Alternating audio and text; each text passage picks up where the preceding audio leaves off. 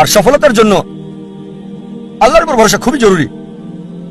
আল্লাহ কোরআনে বলেন সূরা আল ইমরান অধ্যায় 3 আয়াত 160, যদি আল্লাহ চান কেউ পেছনে ফেলতে পারবে না, আর তিনি সাহায্য না করলে কে আছে এমন যে সাহায্য করবে? আর মুমিন লোকগণ কেবল আল্লাহর উপরে ভরসা করেন। আল্লাহ বলেন সূরা আনকাবুত অধ্যায় নম্বর 29 আয়াত নম্বর 69 যে যদি চেষ্টার সংগ্রাম করো আল্লাহ সুবহানাহু ওয়া তাআলার পথে তিনি পথ খুলে দেবেন। আল্লাহ আরো বলেন সূরা নাহাল অধ্যায় 17 আয়াত 43 এবং সূরা আম্বিয়া অধ্যায় 21 আয়াত 7, ফাসআলু আহলে যিকরি ইন কুনতুম লা তা'লামুন। যদি তোমরা না জানো তাকে জিজ্ঞেস করো যে জানে, তার কাছে যার জ্ঞান আছে। তাই সফলতার জন্য প্রথম আল্লাহর উপর ভরসা, দ্বিতীয় হচ্ছে চেষ্টা করা, সাধনা করা আল্লাহ সুবহানাহু ওয়া তাআলার পথে, তৃতীয় হচ্ছে যে জানে তাকে জিজ্ঞেস করা। পরিকল্পনাটাও জরুরি, গন্তব্য থাকাটাও জরুরি। আর আমরা যখন পড়ে দেখি ম্যানেজমেন্ট গুরু বই, অনেক গন্তব্য নির্ধারিত আর সেটা তারা দিয়েছে। তবে আমার কাছে সেরা প্ল্যানিং, সবচেয়ে সেরা গন্তব্য হচ্ছে ইসলামিক ISLAMIC। এটা দিয়ে ইসলামিক। আপনার গন্তব্য আল্লাহ সুবহানাহু ওয়া তাআলা এবং নবী মুহাম্মদ সাল্লাল্লাহু আলাইহি সাল্লামের শিক্ষা অনুযায়ী হতে হবে। আপনার গন্তব্য কোরআন এবং সর্বশেষ এবং চূড়ান্ত বার্তাবাহক নবী মুহাম্মদ সাল্লাল্লাহু আলাইহি সাল্লামের হাদিসের অনুযায়ী হতে হবে। এটা ইসলামিক হতে হবে। এক নম্বর এস হচ্ছে লক্ষ্য নির্দিষ্ট হতে হবে, স্পেসিফিক হতে হবে, অস্পষ্ট হবে না। আরেকটা উদাহরণ দিচ্ছি। ধরেন একজন শিক্ষক ছাত্রদের ধনুবিদ্যা সম্পর্কে শিক্ষা দিচ্ছেন, আর ছাত্রদের বললেন, যারা তীর চালানো শিখছিল, গাছের ডগায় বসা একটা পাখিকে নিশানা করছিল। সবাই নিশানা করছে, শিক্ষক বললেন আমি না বললে কেউ তীর ছুড়বে না। প্রথম ছাত্রকে বললেন নিশানা করছো? সে বলল হ্যাঁ। তুমি কি দেখছো? সে বলল বন দেখছি, গাছ দেখছি, পাখিটাকেও দেখছি। দ্বিতীয় ছাত্রকে বললেন তুমি কি দেখছো? সে বলল স্যার গাছটা দেখছি, গাছের ডাল দেখছি, আর পাখিটাকেও দেখছি। তৃতীয় ছাত্রকে বললেন তুমি কি দেখছো? সেই ছাত্র বলল আমি শুধু গাছের ডাল দেখছি আর পাখির চোখ। চতুর্থ ছাত্রকে বললেন তুমি কি দেখছো? সেই ছাত্র বলল স্যার আমি শুধু চোখ দেখছি আর অন্য কিছুই দেখছি না। শিক্ষক বললেন এবার তীর ছুঁড়ে দাও, আর তীরটা পাখিটার চোখে গিয়ে লাগলো। আপনার লক্ষ্য স্পেসিফিক হতে হবে, নির্দিষ্ট হতে হবে। কোন ভ্রমণকারীর মতো হলে হবে না, যার কোনো উদ্দেশ্য নেই। কুকুরটার মতো না যে গাড়ির পেছনে ছুটছে উদ্দেশ্য ছাড়া। তৃতীয় বিষয় এল দিয়ে বোঝাচ্ছে এটা লাভজনক হতে হবে। প্রথমত পরকালের জন্য লাভজনক হতে পারে আখিরাতে, আবার এটা আমাদের জন্য সমানভাবে লাভজনক হতে পারে এই পৃথিবীতেও। তবে গুরুত্ব হচ্ছে আখিরাত। আল্লাহ কোরআনে বলেন সূরা বাকারা অধ্যায় 2 আয়াত 201, রব্বানা আতিনা ফিদ দুনিয়া হাসানাতাও ওয়া ফিল আখিরাতি হাসানাতাও ওয়া কিনা আযাবান নার। হে আল্লাহ আমাদের কল্যাণ দাও দুনিয়া এবং আখিরাতের, আর দোজখের আগুন থেকে রক্ষা করো। সুতরাং লাভজনক হতে হবে, উপকার থাকতে হবে, প্রথমত পরকালের, তারপর এই দুনিয়া। তবে বেশি গুরুত্ব হচ্ছে আখিরাতের, তারপর দুনিয়ার।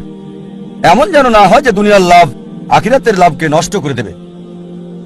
চতুর্থ হচ্ছে এ দিয়ে তীক্ষ্ণ বোঝাবে, যথাযথ হতে হবে, সঠিক হতে হবে, লক্ষ্য সুতীক্ষ্ণ যথাযথ হবে। এম হচ্ছে পরিমাপ, লক্ষ্যটা পরিমাপযোগ্য হতে হবে। পরিমাপযোগ্য হতে হবে, নির্দিষ্ট হতে হবে। নির্দিষ্ট হওয়ার পর এর একটা সীমা থাকতে হবে। যেমন ধরেন একজন নির্মাতা বলল আমি পৃথিবীর সবচেয়ে উঁচু দালান তৈরি করতে চাই। লক্ষ্য নির্দিষ্ট, তবে সীমা নির্ধারণের জন্য সে জরিপ চালাবে পৃথিবীর সবচেয়ে উঁচু দালান কোনটি। আর সে জানলো বুর্জ আল খলিফা, এর উচ্চতা 828 মিটার, নির্দিষ্ট। এখন তার লক্ষ্য হচ্ছে তাকে এমন দালান বানাতে হবে যেটার উচ্চতা 828 মিটার চেয়ে বেশি। এটা হচ্ছে নির্দিষ্ট আর পরিমাপযোগ্য। যদি পরিমাপযোগ্য হয় মনিটর করা যাবে কতটুকু তৈরি করেছেন, আপনার লক্ষ্যের কতটুকু কাছে গেছেন আপনি। এরপর হচ্ছে নিয়ত। আমাদের প্রিয় নবী মুহাম্মদ সাল্লাল্লাহু আলাইহি ওয়াসাল্লাম বলেছেন, এটা আছে সহিহ বুখারীতে ভলিউম নাম্বার 1 অধ্যায় নাম্বার 1 বুক অফ ফেথ হাদিস নাম্বার 1, বুখারীর প্রথম হাদিস, ইন্নামাল আমালু বিন্নিয়াত। আপনার কর্ম বিবেচনা করা হবে নিয়তের উপর। আপনার নিয়তের উপর পুরস্কৃত হবেন। আপনার নিয়তটা যেন হয় আল্লাহ এবং রাসূলুল্লাহ সাল্লাল্লাহু আলাইহি সাল্লামের সন্তুষ্টির জন্য। বিখ্যাত হওয়া, জনপ্রিয় হওয়া কারো ইচ্ছা থাকা উচিত না। যদি বিখ্যাত হওয়া উদ্দেশ্য হয় তাহলে আপনার লক্ষ্যটা ভুল। যদি উদ্দেশ্য হয় সন্তুষ্টি অর্জন আল্লাহ আমাদের স্রষ্টা এবং রাসূলের, অবশ্যই আপনাকে আখিরাতে পুরস্কার দেওয়া হবে। আর ইনশাআল্লাহ আল্লাহ এই পৃথিবীতেও আপনাকে কল্যাণ দান করবেন। এটা ধারাবাহিকভাবে হতে হবে লক্ষ্য অর্জন পর্যন্ত। যদি লক্ষ্য অর্জনের সময় সীমিত হয় বা সীমিত না হয়, সবসময় ধারাবাহিক হতে হবে। যেমন ধরেন, আপনার লক্ষ্য হচ্ছে রমজান মাসে অন্তত কোরআন পড়তে চান প্রতিদিন 1 পারা, তা আপনার টার্গেট আছে প্রতিদিন 1 পারা পড়বেন। এভাবে ধারাবাহিক প্রতিদিন রমজান মাসে কোরআনের 1 পারা করে আপনি পড়েন, রমজান শেষে পুরো কোরআন হবে শেষ অন্তত 1 বার। যদি সময় সীমিত না হয়, হয়তো বলতে পারেন আমি প্রতিদিন করে পড়তে চাই, একটা টার্গেট সেট করলেন, প্রতিদিন পড়বেন আধা পারা বা হতে পারে 1 পারা, এভাবে শুরু করলেন। যখন আপনি শুরু করলেন এই পড়াটা আধা পারা বা 1 পারা একদিনে, আর জীবনের শেষ দিন পর্যন্ত এভাবে ধারাবাহিক হলেন, আমাদের প্রিয় নবীজি মুহাম্মদ সাল্লাল্লাহু আলাইহি ওয়াসাল্লাম বলেছেন, এটা আছে সহিহ মুসলিম ভলিউম 1 বুক অফ সালাহ অধ্যায় 272 হাদিস নম্বর 1711। তিনি বলেছেন যে এক লোক নবীজির কাছে বলল, সবচেয়ে ভালো কাজ কোনটি যা আল্লাহ পছন্দ করেন? নবীজি বললেন, আল্লাহ সেই কাজ পছন্দ করেন যেটা ধারাবাহিকভাবে করা হয়, সেটা ছোট কাজ হলেও। একবারে অনেক কাজ করাচ্ছে ধারাবাহিকভাবে কম করাটা ভালো।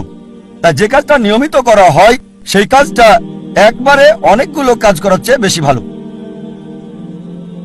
তাই লক্ষ্যটা হতে হবে ইসলামিক।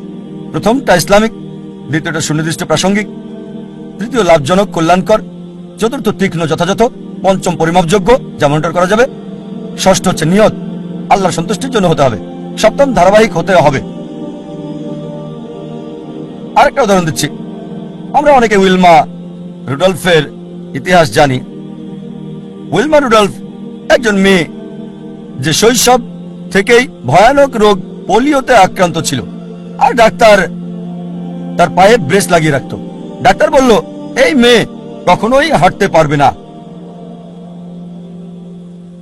তার মা তাকে উৎসাহ দিত আর বলতো, উইলমা তুমি যা করতে চাও তাই তুমি করতে পারো। এভাবে মা মেয়েকে উৎসাহ দিত। উইলমার বয়স যখন 9, তখন পায়ের ব্রেস খুলে ফেলে সে পৃথিবীর দ্রুততম